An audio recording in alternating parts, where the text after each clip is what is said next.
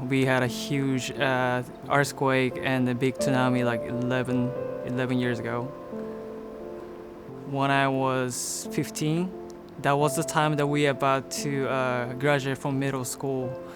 And it was actually the day before the graduation day. So it was like I went to the mall with my friends to just get a haircut and I finished it. I was waiting for him. And then that earthquake happened and then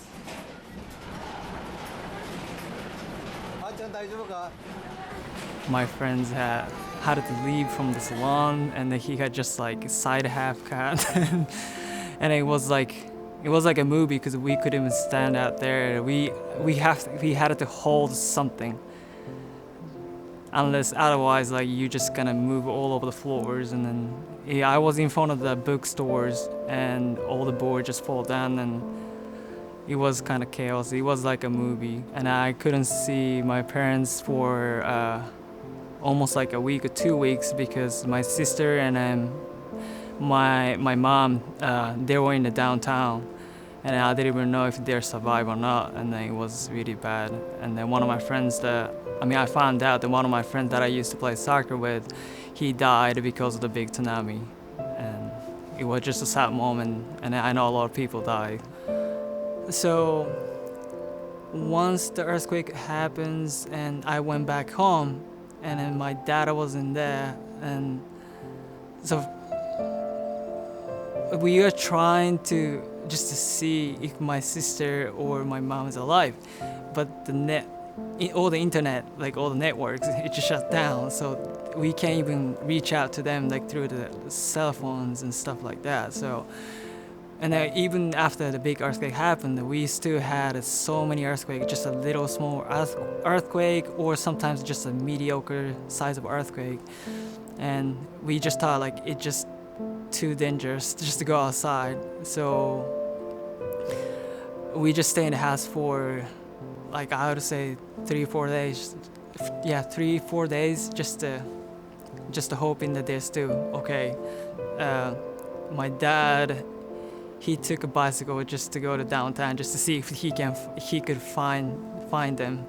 I mean I'm pretty sure there's no way, but and he just went to downtown. I was waiting, but also he told me just go buy some food because we had it stock because everybody was just like getting to the store. And then I've seen like some people stealing food too. So I was walking to the stores and then someone just called my name and then I look it back and that was my mom. And then that's how she found out. I don't know how she got to that like close the stores from close to my house because it's like really far from the downtown.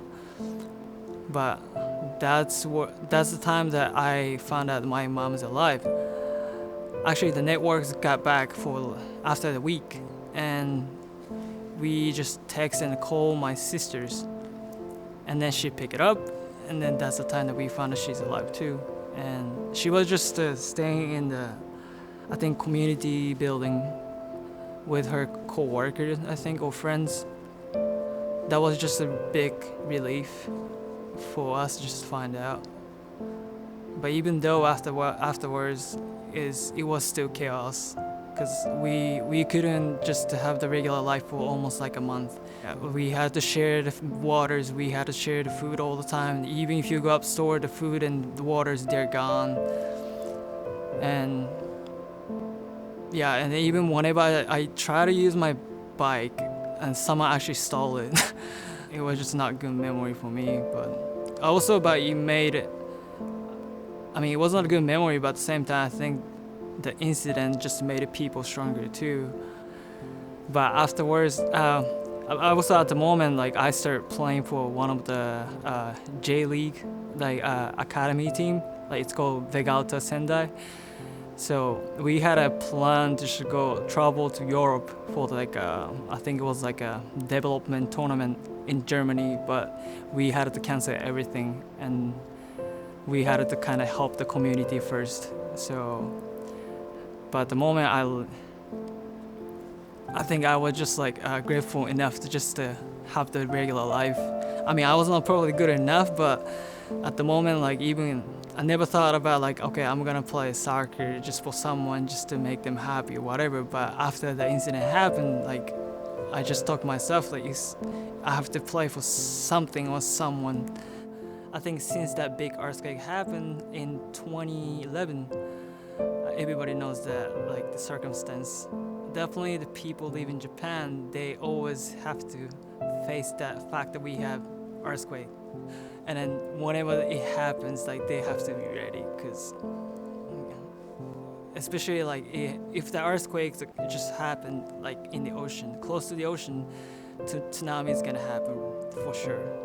So far it's been almost 10 years, so like a lot of people just get back to Fukushima little by little. I think some people still have some doubt about going there, so I understand the Japanese government tried to fix the issue, but they're still working on it, even it's been already like 10 years. They're still working on it, and I understand some people still have a hard time, especially whoever had a business up there, they have to rebuild again, and it's not free. It's gonna cost money too, so